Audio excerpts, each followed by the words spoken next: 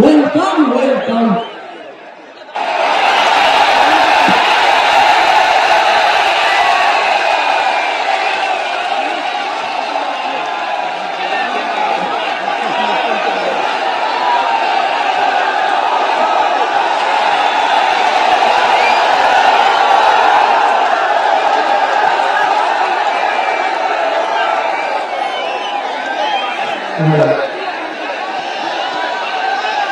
যে উদ্দীপনা উচ্ছ্বাস সবটাই কিন্তু আমাদের দলের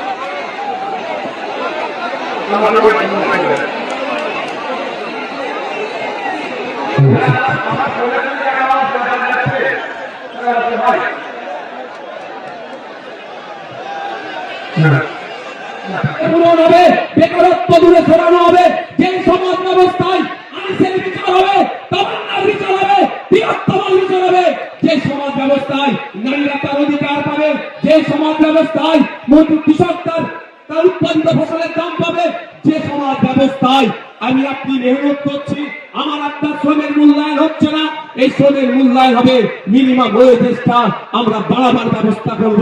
যে সমাজ ব্যবস্থায় নারীদের হাতে শুধু ১,১২০০ টাকা তুলে দেওয়া নয়, নারীদেরকে ক্ষমতায়ন করতে গেলে আমরা মনে করি কম করে ৫,০০০ টাকার ব্যবস্থা করতে হবে, সেই সমাজ ব্যবস্থা আমরা নিয়ে আসবো।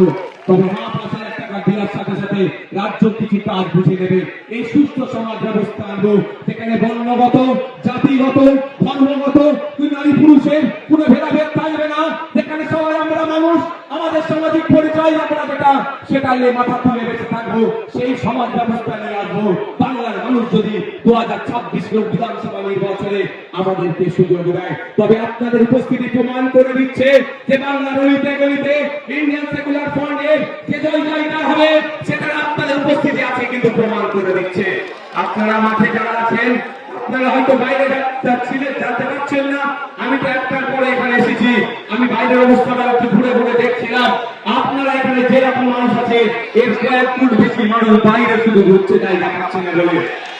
আপনাদের ঘোষণা অনুযায়ী আমি গত বছর ঘোষণা দিয়েছিলাম, আমরা বলেছিলাম আমরা চেষ্টা করবো কলকাতায় ব্রিগেডে করা, কিন্তু আমরা করেছি, আমাদেরকে জানানো হয়েছে এই সময় এই আর্মিদের কোন একটা ট্রেনিং চলছে, সেই মার্চ মাস পর্যন্ত ব্রিগেড ময়দান দেওয়া যাবে না, সুতরাং আমরা সেখানে বুক করতে পারিনি, ফলে আমরা এখানে বুক করেছি।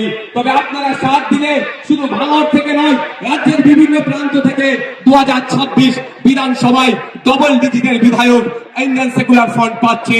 তারপরে আমরা আশা করব এবার আর্মিদের ট্রেনিং কখন আছে সেটাও প্রয়োজনে দেখে নেব, তার ট্রেনিং এর ফাঁকে বা ট্রেনিং এর পরে আপনাদের সাথ নিয়ে আবার আপনাদেরকে নিয়ে কলকাতায় আমরা ব্রিগেড ময়দান ভরাবো অধিকারের জন্য।